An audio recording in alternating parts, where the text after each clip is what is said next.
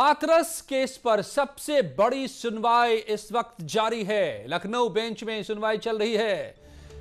पीड़ित परिवार के 5 लोग सुनवाई में शामिल हैं। गरिमापूर्ण अंतिम संस्कार के अधिकार पर सुनवाई हो रही है। रात को जबरन अंतिम संस्कार कराने का आरोप लगाया गया है। हाईकोर्ट ने मामले का स्वतः संज्ञान लेकर ये सुनवाई की है। एसीएस गृह, डीजीपी, हाथरस डीएम और एसपी को तलब किया है। सबके सब कोर्ट में मौजूद हैं।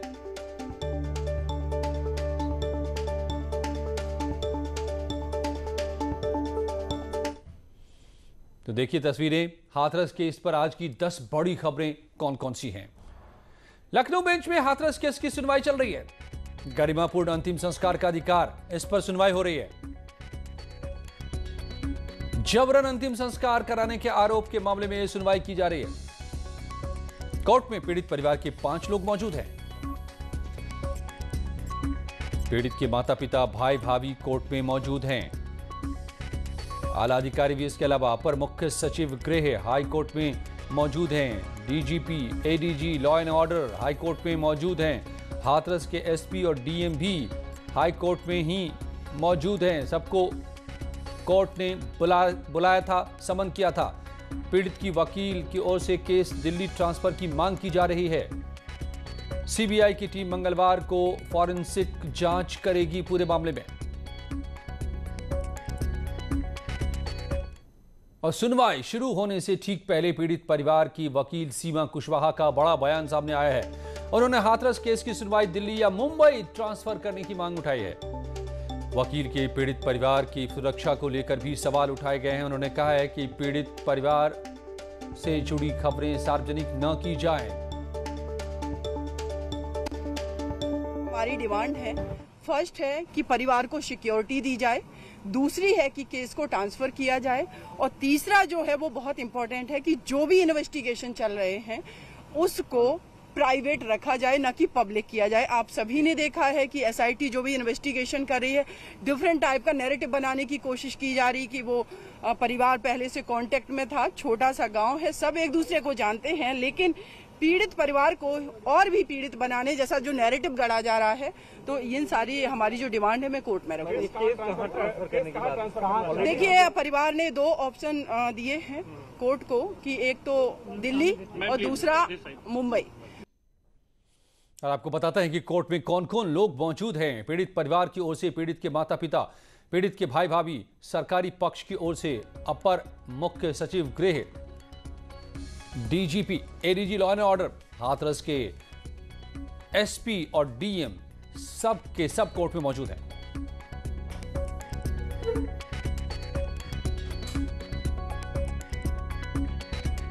और लखनऊ हाईकोर्ट बेंच में मौजूद है हमारे संवाददाता राजीव सिंह, और लखनऊ हाईकोर्ट में ही हमारे संवाददाता ऋषभ मणि भी मेरे साथ जुड़ गए हैं यहां से। ऋषभ, पहले आपसे मैं समझना चाहूंगा, इस पूरे मामले में अब तक जो सुनवाई हो रही है, क्या क्या बातें उभर कर सामने आ रही हैं?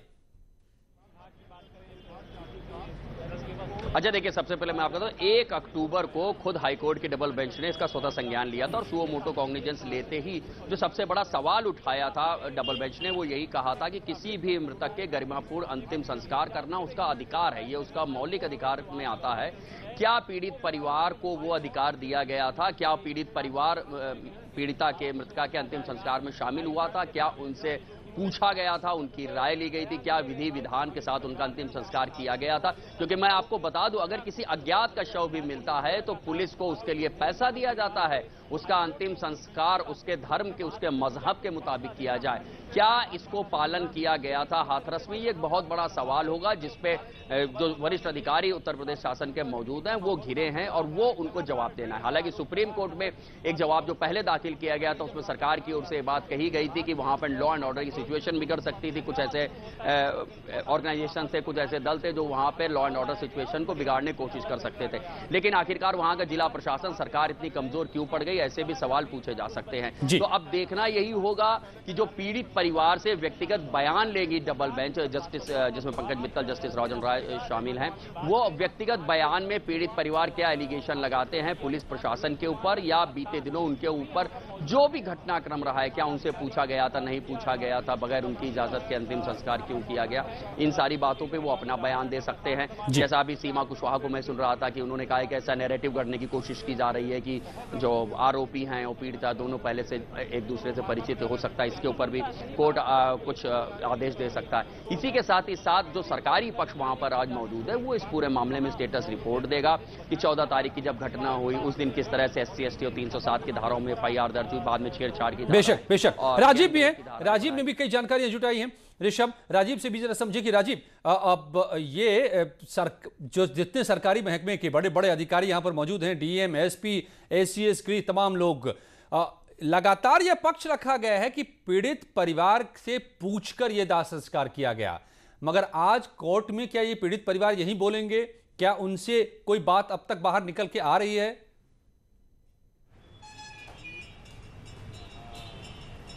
देखिए, यही एक सबसे बड़ा सवाल है जिसको लेकर हाईकोर्ट ने सोमोटो लिया था, स्वतः संज्ञान लिया था। इस दौरान जब हाईकोर्ट ने आज सबसे पहले सुनवाई शुरू की है, इस समय जो की जा रही है उसमें सबसे पहले उन्होंने पीड़ित परिवार से इस पूरे घटनाक्रम के बारे में जानकारी हासिल की है। सूत्रों के मुताबिक पीड़ित परिवार ने अपनी आप बीती हाईकोर्ट को बताई है और उसने जो सरकार ये दावा कर रही थी, जो शासन ये दावा कर रहा था कि जो सुप्रीम कोर्ट में शासन ने एफिडेविट दाखिल किया उसमें ये कहा है पीड़ित परिवार की सहमत थी, लेकिन चाहे पीड़ित परिवार के सदस्य हों या फिर पीड़ित परिवार की वकील, उनका दावा है कि प्रशासन ने उनसे कोई सहमति नहीं ली थी। तो ऐसे में इस वक्त सुनवाई जारी है। हाईकोर्ट की जो डबल बेंच है वो पहले पीड़ित परिवार को सुन रहा है, उसके बाद वो जिला प्रशासन द्वारा क्या कदम उठाए गए और पुलिस प्रशासन द्वारा क्या कार्रवाई की गई, आखिर किन परिस्थितियों में जो पीड़िता का अंतिम संस्कार है वो जबरन कराया गया या रात के अंधेरे में कराया गया। उत्तर प्रदेश में जो कानून है उसमें अगर पोस्टमार्टम भी होता है रात में तो उसमें जिलाधिकारी की लिखित अनुमति ली जाती है। तो ऐसे में कोर्ट ये जानना चाहता है कि हाथरस जिला प्रशासन के सामने, पुलिस प्रशासन के सामने वो कौन सी परिस्थितियां थी जिसके चलते देर रात ही उसका अंतिम संस्कार कराना पड़ा। ये मौलिक अधिकारों के हनन का मामला है और यही कारण है कि डबल बेंच इस मामले को बेहद गंभीरता से सुनवाई कर रही है। इसी के चलते उत्तर प्रदेश के अपर मुख्य सचिव गृह अवनीश अवस्थी, DGP SC अवस्थी समेत ADG कानून व्यवस्था को भी तलब किया गया है कि जब ये घटना सामने आई तो उनके स्तर पर क्या क्या कार्रवाई करने के निर्देश दिए गए। तो कहीं ना कहीं कोर्ट ये जानना चाहता है कि इस पूरे घटनाक्रम के पीछे किसकी क्या भूमिका रही और क्या जो डायरेक्शन दिए गए वो सही थे या नहीं सही थे। इस पूरे मामले को सुनवाई करने के बाद ये सुनवाई करीब आधे घंटे अभी और चलेगी। उसके बाद उम्मीद जताई जा रही है कि हाईकोर्ट इस हाथरस मामले में कोई बड़ा निर्देश दे सकता है, कोई बड़ा फैसला दे सकता है, क्योंकि जिस तरह से पीड़ित परिवार का रुख है, पीड़िता का वकील का रुख है, उनका कहना है कि उनको पीड़ित परिवार की सुरक्षा पर भरोसा नहीं है, इसीलिए इस केस को दिल्ली ट्रांसफर किया जाए या मुंबई ट्रांसफर किया जाए। हालांकि सुप्रीम कोर्ट ने पहले ही पीड़ित परिवार की जो सुरक्षा का निर्देश दिया है उसके तहत योगी सरकार ने पीड़ित परिवार को पुख्ता सुरक्षा व्यवस्था मुहैया कराई है और उसी सुरक्षा घेरे में आज उनको लखनऊ लाया गया है। लेकिन अब ये देखने वाली बात ये होगी अजय कि क्या हाई कोर्ट की डबल बेंच शासन, प्रशासन और जिला प्रशासन के बिल्कुल सवालों से संतुष्ट है, जवाबों से संतुष्ट है, और अगर ऐसा नहीं होता है तो निश्चित तौर पर इस पर कोई बड़ा फैसला क्या रुख रहता है कोर्ट का, ये भी देखना होगा। लगातार अधिकारियों ने यहाँ की चाहे वो जिला अधिकारी हो, जिला के पुलिस वाले हो, हाथरस के सभी की दलील थी कि बड़ा कुछ हादसा, बड़ी साजिश रची जा रही थी, बड़ा दंगा कराने की साजिश रची जा रही थी। और इन बातों की जानकारी जब गुप्त जानकारियां मिली तो रात में संस्कार कराने का फैसला किया गया। मगर क्या ये दलीलें अब हाईकोर्ट में आज जब रखेगी, सरकार के अधिकारी रखेंगे, तो हाईकोर्ट मानता है कि नहीं, ये बड़ा देखना होगा, बड़ा सवाल होगा। कुछ ही देर में ये भी बातें साफ हो जाएंगी। धन्यवाद आप दोनों का मेरे साथ जुड़ने के लिए। तो हाईकोर्ट में चल रही सुनवाई पर हमारी पैनी नजर है। हमारे संवाददाता चप्पे चप्पे पल पल की खबर आप तक पहुंचा रहे हैं। इस बीच आपको बताएं कि हाथरस मामले को लेकर कांग्रेस नेता राहुल गांधी ने एक बयान जारी किया है जिसमें उन्होंने योगी सरकार पर निशाना साध दिया है। ट्वीट के जरिए उन्होंने यह निशाना साधा है। जैसे आप जानते हैं, कुछ दिन पहले मैं हाथरस गया। जाते वक्त मुझे रोका गया। पहली बार अरेस्ट कर दिया गया, दूसरी बार मैं चला गया। मुझे बात समझ नहीं आई, मुझे रोका क्यों जा रहा है, मुझे उस परिवार से मिलने क्यों नहीं दिया जा रहा है। उनकी बेटी की हत्या हुई, उनकी बेटी का बलात्कार, मुझे क्यों रोका जा रहा है? जैसे मैं उस घर के अंदर पहुंचा, जैसे मैंने परिवार से बात करनी शुरू की, बात समझ आई। सरकार ने पीड़ितों पर आक्रमण शुरू कर रखा था। अपराधियों की मदद सरकार का काम नहीं होता है, अपराधियों की रक्षा सरकार का काम नहीं होता है। सरकार का काम पीड़ितों को न्याय देने का होता है, अपराधियों को जेल में डालने का होता है। ये काम उत्तर प्रदेश की सरकार नहीं कर रही थी, इसीलिए मुझे रोका जा रहा था। मैं आपके माध्यम से कहना चाहता हूं, सरकार को कहना चाहता हूं, आप अपना काम करना शुरू कीजिए, अपराधियों को जेल में डालने का काम कीजिए, पीड़ितों को बचाने की और उनकी रक्षा करने का काम शुरू कीजिए। यह सिर्फ एक महिला की कहानी नहीं है, ये हिंदुस्तान में लाखों महिलाओं की कहानी है। लाखों महिलाएं सरकार की ओर देख रही हैं और सरकार अपना काम नहीं कर रही है। हम सबको सरकार पर दबाव डालना है, समाज को बदलना है, क्योंकि जो हमारी माताएं और बहनों के खिलाफ इस देश में किया जाता है वो सरासर अन्याय है। धन्यवाद। तो ट्वीट पर अपना बयान ये राहुल गांधी ने जारी करके जो बातें कही, और प्रियंका गांधी, कांग्रेस महासचिव प्रियंका गांधी ने भी ट्वीट किया है। लिखा है कि महिलाओं के खिलाफ अपराध बढ़ रहे हैं। पीड़ित महिलाओं की सच्चाई और उनकी आवाज को सुनने की बजाय उन्हीं को बदनाम करना, उन्हीं पर आरोप लगाना सबसे शर्मनाक और बुज़दिल हरकत है। प्रियंका गांधी लिखती हैं ट्वीट में, एक बहन को दोषी ठहराया, जो लाखों बहनें अपनी आवाज बुलंद करेंगी उनके साथ वो खड़ी होंगी। अब महिलाओं को ही महिला सुरक्षा का जिम्मा उठाना होगा।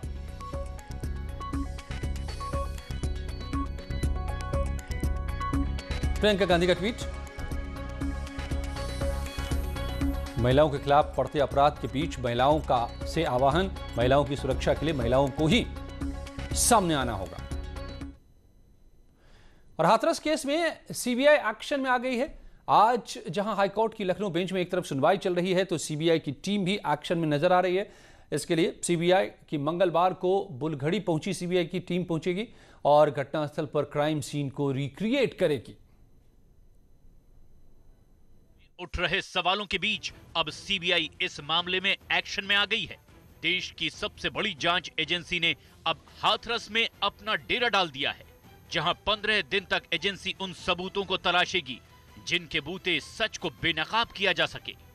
सीबीआई की टीम जांच में कोई कसर नहीं छोड़ना चाहती और यही वजह है कि मौका वारदात से लेकर चप्पे चप्पे को खंगालने का काम सीबीआई करेगी। इससे पहले सीबीआई ने इस मामले में एफआईआर दर्ज कर ली है और मामले की जांच डीआईजी और ज्वाइंट डायरेक्टर की निगरानी में करवाई जाएगी। सीबीआई की टीम में डीएसपी और एएसपी रैंक के अफसर शामिल होंगे। हाथरस घटना में दर्ज की गई पहली शिकायत के बाद 28 दिन बीत चुके हैं, जिसमें अब तक गैंगरेप, हत्या, ऑनर किलिंग, दंगा भड़काने की साजिश, प्रदर्शन और राजनीति जैसे कई आरोप उछाले जा चुके हैं। लिहाजा लोगों को अब जल्द से जल्द पूरी वारदात का सच सामने आने का इंतजार है, जिससे पीड़ित परिवार को इंसाफ मिल सके।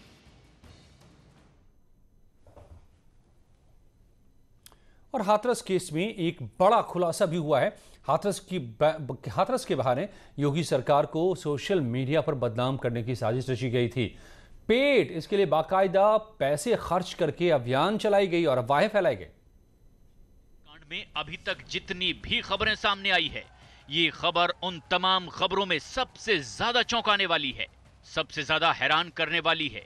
हाथरस कांड में योगी सरकार को बदनाम करने के लिए एक बहुत बड़ी साजिश को अंजाम दिया गया। यूपी सरकार का दावा है कि हाथरस केस में जांच एजेंसियों को जो सबूत हाथ लगे हैं वो काफी चौंकाने वाले हैं। जांच एजेंसियों का दावा है कि उत्तर प्रदेश देश नहीं बल्कि पड़ोसी मुल्क यानी दुश्मन देश पाकिस्तान का भी हाथ है। जांच एजेंसियों की जांच में यह भी पता चला है कि पश्चिम एशिया के कुछ देश भी इस साजिश में शामिल है। जांच एजेंसियां इस आधार पर अब जांच कर रही हैं और आज जो कनेक्शन है उनका ईडी भी आज मथुरा जेल में बंद 4 आरोपियों से पूछताछ कर सकती है। हाथरस कांड में पीएफआई की फंडिंग का कनेक्शन पहले ही सामने आ चुका है। इस सिलसिले में 4 आरोपियों को गिरफ्तार भी किया गया, लेकिन इस बार जो खबर सामने आई है उसने जांच एजेंसियों के माथे पर शिकन की लकीरें और ज्यादा बढ़ा दी है, क्योंकि दावा किया जा रहा है कि योगी सरकार को बदनाम करने के लिए सोशल मीडिया का सहारा लिया गया। एजेंसियों के मुताबिक यूपी सरकार के खिलाफ सोशल मीडिया पर ऐसे ट्वीट करवाए गए जिनकी वजह से लोगों को उकसाया जा सके। हाथरस कांड की जांच में शामिल एजेंसियां इस वक्त बेहद चौकन्नी हैं और यही वजह है कि पहले पीएफआई की फंडिंग के कनेक्शन को बेनकाब किया गया और अब योगी सरकार के खिलाफ इस नई साजिश का भी पर्दाफाश किया गया। कुछ ही पलों में हाईकोर्ट में चल रही सुनवाई पूरी होगी। देखना होगा क्या रुख हाईकोर्ट का होता है। सरकार के अधिकारियों की दलील मानती है, हाईकोर्ट सुनती है, या फिर पीड़ित परिवार के जो आरोप हैं उनको। हमारी नजर बनी हुई है, हम आप तक अपडेट ला रहे हैं कुछ ही पलों में। Welcome back. प्रयागराज में माफिया रामलोचन यादव के खिलाफ प्रशासन की कार्रवाई आज भी जारी है। हिस्ट्री शीटर रामलोचन यादव के अवैध निर्माण पर बुलडोजर चलाया गया है। हिस्ट्री शीटर के गेस्ट हाउस और मकान पर बुलडोजर किस तरीके से चला, ये तस्वीरें में देखिए। ये दोनों बिल्डिंग बिना नक्शा पास कराए बनाई गई थी। रामलोचन धूमनगंज थाने का हिस्ट्री शीटर है और उसकी इन अवैध इमारतों को, जिसे अवैध कमाई से बनाया गया था, अवैध तरीके से, उन्हें अब बुलडोजर से नेस्तनाबूद किया जा रहा है।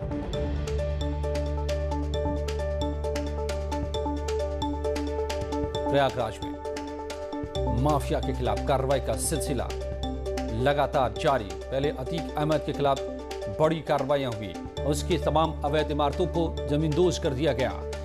अब यहां पर रामलोचन यादव के खिलाफ कार्रवाई चल रही है। इस बीच पूर्वांचल के एक और बड़े बाहुबली मुख्तार अंसारी पर भी कार्रवाइयां हुई हैं और हो रही हैं। एक एक कर उन तमाम माफियाओं पर कार्रवाई का सिलसिला जारी है। उनके अवैध इमारतों को गिराने का सिलसिला जारी है। अवैध संपत्तियों को जब्त करने का सिलसिला जारी है। और इसी कड़ी में अब रामलोचन यादव की बारी प्रयागराज में।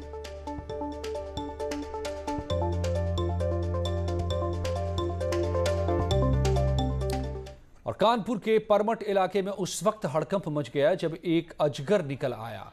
स्थानीय लोगों ने तुरंत वन विभाग को सूचना दी, मगर घंटों बीत जाने के बावजूद कोई मौके पर नहीं पहुंचा, जिसके बाद स्थानीय लोगों ने ही अजगर को पकड़ा।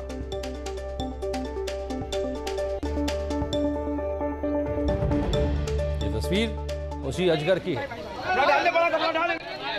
काफी देर तक यहाँ कोहराम मचा रहा। लोगों ने वन विभाग को खबर दी, लेकिन वन विभाग की टीम नहीं पहुंच पाई। फिर लोगों ने ही इसे पकड़ा।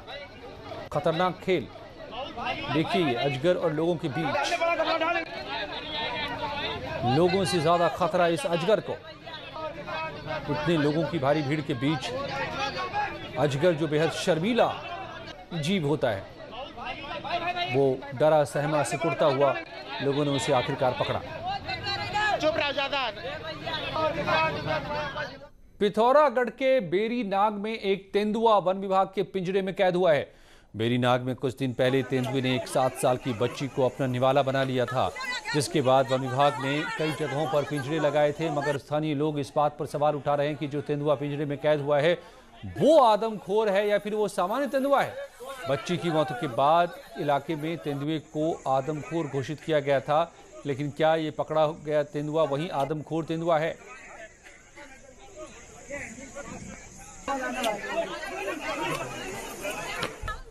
हमीरपुर में 2 पक्षों में मारपीट का वीडियो सामने आया है, जहां पैसों की लेन देन को लेकर गाली गलौज और मारपीट हुई है। मौके पर पहुंची पुलिस ने बीच बचाव कर लोगों को अलग कराया। मामला सदर कोतवाली के बस स्टैंड रोड का है।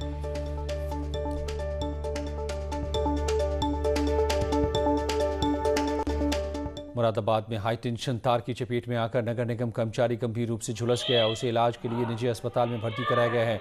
वो घर घर जाकर कूड़ा उठाने वाली गाड़ी पर तैनात था। गाड़ी के ऊपर चढ़कर कूड़े को दबाकर एडजस्ट कर रहा था, तभी अचानक गाड़ी चलने लगी और वो हाई टेंशन तार की चपेट में आ गया।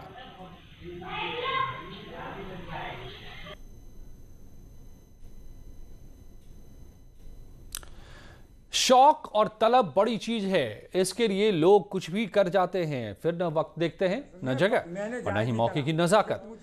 पीलीभीत के माधो टांडा थाने में तैनात दारोगा अजय वीर सिंह का सूर्थी बनाते और खाते एक वीडियो वायरल हो रहा है। थाना अध्यक्ष महोदय की गैर मौजूदगी में ये जनाब उन्हीं की कुर्सी पर बैठकर फरियादियों की फरियाद सुन रहे थे, साथ ही मस्ती से सूरती पीट रहे थे। किसी फरियादी ने इसका वीडियो बना लिया और इसे वायरल कर दिया। ये तस्वीरें अपने आप में काफी कुछ कहती हैं। ये पुलिस की कार्यशैली पर भी कई सवाल खड़े करती है। मैंने तो उसे बुलवाया बाजार वाले को, वहाँ पे बस्ती के अंदर। 1 मिनट सुनिए, कुछ ही पलों में जारी है यहाँ खबरों का सिलसिला।